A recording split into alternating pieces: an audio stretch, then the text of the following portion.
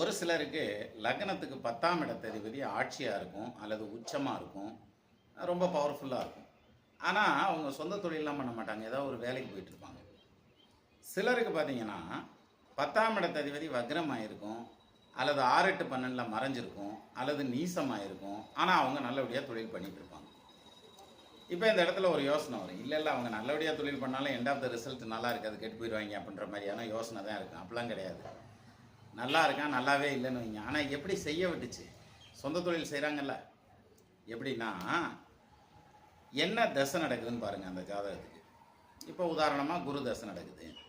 குரு 8ஆம் இடத்துல கூட இருக்கட்டும், நீசமாக கூட இருக்கட்டும், அது பிரச்சனை இல்லை.